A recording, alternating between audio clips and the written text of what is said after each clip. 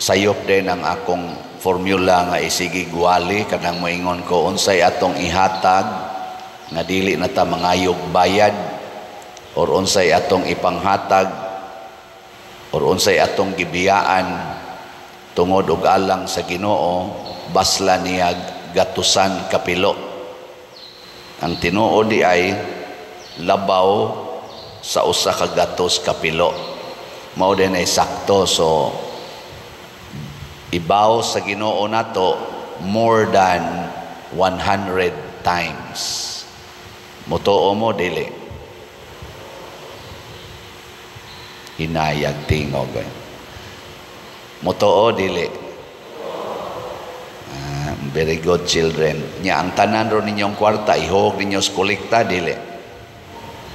Ihog dili. Awa na hilom na. Nito man ka. Sa to pa dili kita managana paghatag. Why limit ang paghatag? Hutdon gid natog hatag. Di ba? Kay biyaan gud ang tanan, matod pa ni Jesus, biyai ang tanan.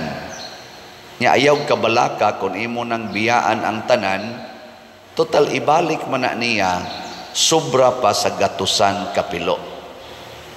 Muna nga kanang moingon bitaw ko nga wa gi taong manggihatagon nga nagkalisod-lisod.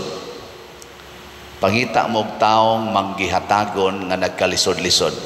Naa di ay. Ha? Wa gyud. Unsa may ilhanan sa tao nga naglisod, daghag problema, magsigig pangutkots o magngislo ang naong, bugat ang bation, magsigig kabalaka, magsigig karatol. Mao nay mga tao nga nagkalisod-lisod. Naidaghan kayo nga dagko kay balay, naay millions, naay billions, naay nindot kay sakyanan, pero nagkalisod-lisod. Mo na gitawag nila nga hamugaway nga nagkalisod. Daghang hamugaway nga nagkalisod. Pero daghan sa mga tao nga pobre apan haruhay. Di ba? Kasabot mo ana. Gilinga imong tupad ing na nagkalisod karon. Nagkalisod ka?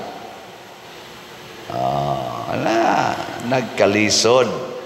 Nganong nagkalisod man, di man manghatag, di man kamaong mo give up. Give up everything and you can experience more than 100-fold blessings from God. Ug mo nay gisulti ni Kristo ang dato, kinsa man ing dato, kana bang dili gyud ka give up sa iyang mga kalibutanong mga bahandi, tao o kwarta, di gyud siya ka give up, sige siya kupot. Matud pa ni Kristo, lisod kaayo anang maong dato pagsud sa gingharias langit, masayon pas kamilyo paglusot sa lungag sa dagom. Sunan gana naaman ay uban ingon mga-apply tag trabaho sa sus lisod kay na dia sudlon oy muratag nilusot sa lungag sa dagom. Ana niya unsa may pasabot ani ni Kristo nga kanang tao nga nahigugma sa mga butang ug sa mga tao dinhis kalibutan, labaw sa iyang paghigugmas Ginoo ug sa iyang isig katao, kanang tawhana maglisod og kasinati sa kalipay nga langitnon. Unsa man ang kalipay nga langitnon? Kana bang kalipay nga dili gyud mohupas gikan inig mata nimo hangtod inig katog nimo kanunay kang malipayon. Kinsa dinhi nga malipayon gyud gikan pagmata hangtod pagkatog. Tasa ngamot. Sige. Kinsa ninyo dinhi ang wa gyud makayaw-yaw, wa masuko gikan adtong August 1 hangtod karon. Tasa kamot. Nang wa gyud masuko. Istorya. Usa na lang kabuk ni Isa pero kadudahan pa. Nga naman, koto braman diri, wa magin mo ana. O, tanawa, nganong nagyaw-yaw man ka, nganong nasuko man ka, kay nawa ng imong kalipay. Nyaningon mo, nga nalipay gyud mo gikas pagmata hangtod pagkatog. Nganong nagyaw-yaw man ka, ngang sa tog, natug ka, nagyaw-yaw, gidaman ka na. Nagmata man ka, nagyaw-yaw. Ngano man, ang hinungdan nga nagyaw-yaw ka tungod kay naa kay mga giangkon nga imo, unya murag gihulga nga kuhaon gikan nimo, butang, tao o authority. Kana bang dili nakatahuron or kuhaan ka sa imong kwarta, kuhaan ka sa imong minahal, masuko dayon. Nya ang resulta aning mga tao nga mga hangol kayog dungog, mga hangol kay kwarta, mga hangol kayog kaning mga possessions, magpakaginoo na sila. Sila'y magbuot. Ang ilang pagbuot mo'y matuman. Mao na nga ningon ang Ginoo diri sa unang pagbasa pinaagi ni propeta Ezekiel ngadto sa Tiro.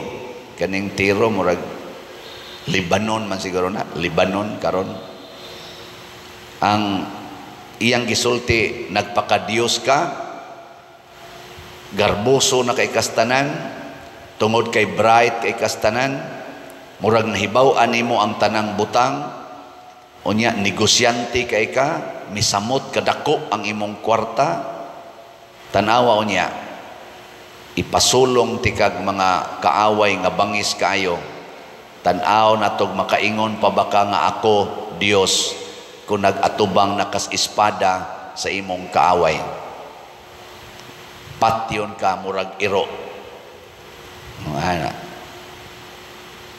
Sige, lingay mong tupad. Yung nasugot ka, maggubat ang Pilipinas o China. Yung nasugot ka, maggubat ang Pilipinas o China. Makigubat kita. Ha? Atong kontra, China. Sugot mo? Hindi. Risgado kita magsige ingong gubat tungod lang anang dagat na naingon diri sa unang pagbasa, ilubong ka dihas dagat. Siging ilog anang dagat, ilog anang dagat. Mura ra bag kinsay gahimos dagat? Kinsa may gahimos dagat, Pilipinas o China?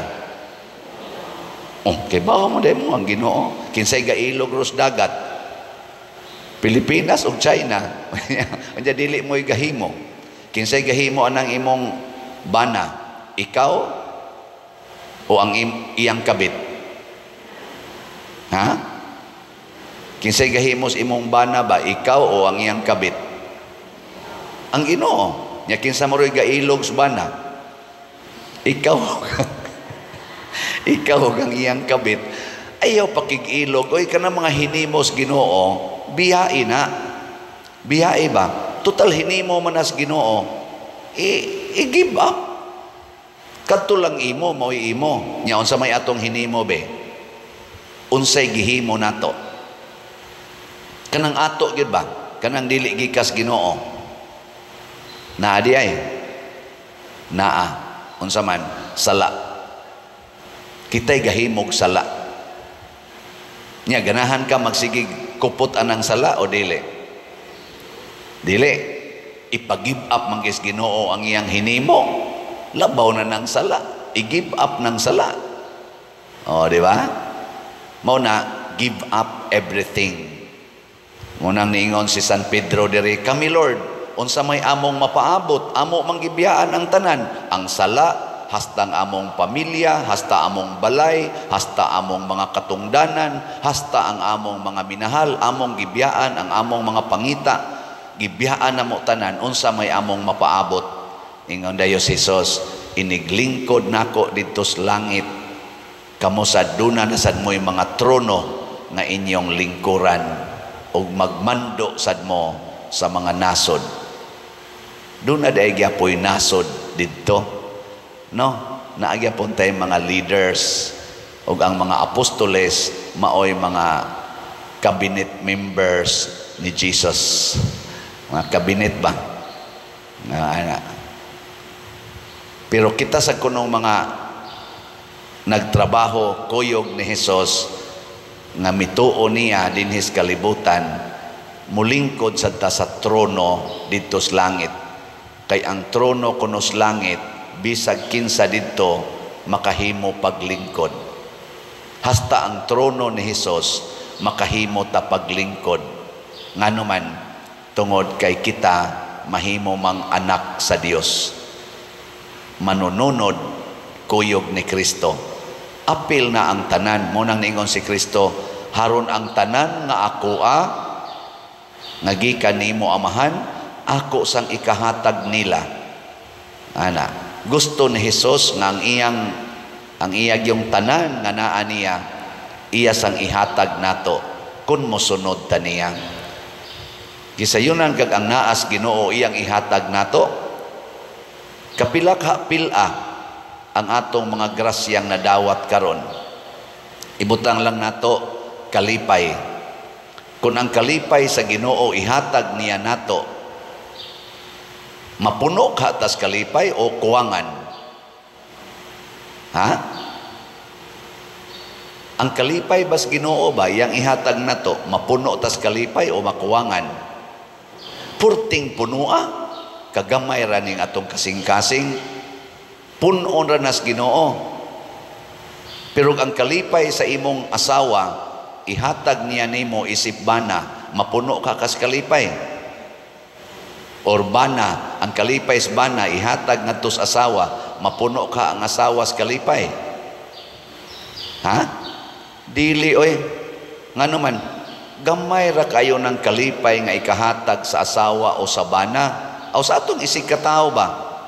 Example, lipay kayo imong bana nga mosuyop, lipay kay siya na. Malipay ka asawa ng imong bana ni suyop. Ha?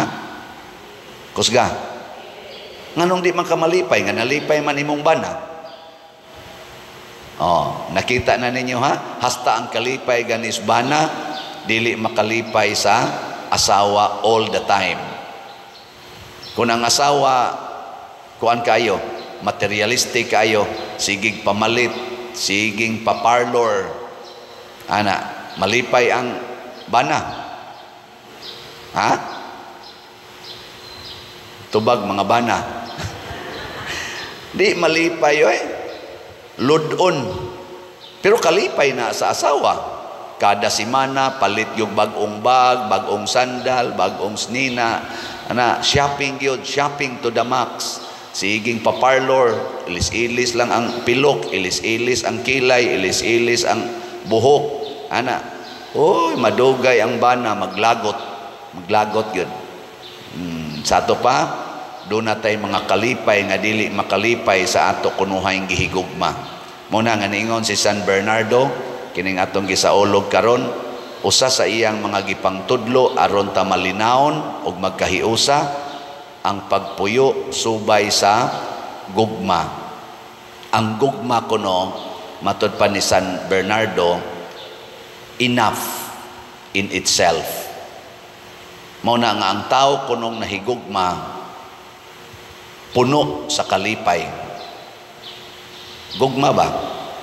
Niya ang gugma nga tinuod, imo ginang ibalik ngadto sa tinubdan sa gugma.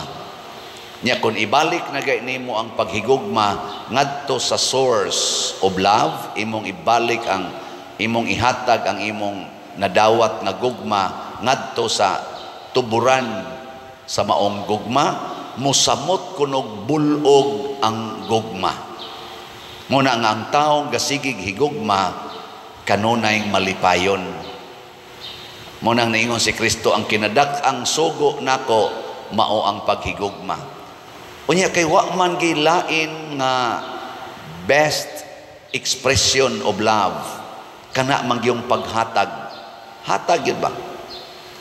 That is the only way to show nga nahigugma ka, muhatag. Sige, kinsa ninyo dinhi ang nahigugma sa simbahan, taas ang kamot. Ang di mo isa, nahigugma sa impyerno. Very good. Daghan kayong ni isa. Nya, kinsa ninyo dinhi ang mopalit og slot karong adlaw? Ta sa kamot. Wa na, hipos na. Ingon di ayaw na padero, hindi na nagpalitan na. Nawa, unsa na sa imong ginuno? Ang ako niyang palitonon, ang akong palitonon. Mo nang iningon sa si San Bernardo, kung ang gugma gamito na nimo para sa imong kaugalingon, mawagtang ang maong gugma. Kay dili man ka maoy source sa gugma. Mo na ang love of self is the worst evil. Kana bang selfishness, self-centeredness, the worst evil. Makaguba pag yun nga sa ubang mga tao. Kung ang asawa selfish kaayo, hastang bana maguba. Guba sa diyang kaugalingon. Kung ang pari selfish kaayo, maguba yun ng parokya. Kung ang kapitan sa barangay selfish kaayo, maguba yun ng barangay. Kung ang mayor sa usa ka lungsod or syudad selfish kaayo, maguba yun ng lungsura o syudara. Kung ang presidente sa usa ka nasod selfish kaayo, maguba gid ng nasura apil ng mga katawhan. Gikatapos ang lingi sa imong tupad. Lingi ingna sugod karon, ingna kusgabay na sugod karon, dili gyud ti kagubon. Sa ato pa, ikaw karon magsigi na kaghatag anang imong tupad aron di siya maguba. Kay magsigi kag atiman sa imong kaugalingon hasta ng imong tupad maguba. Tanawan ng gasigi rog padagko sa ilang balay, siging padagko sa balay, gikural na nilag maayog konkreto ilang balay, tanawa ilang mga silingan, gilunupa na kay wa nay agianan ang tubig iniguan, tagahawak ng tubig nangaguba ng silingan.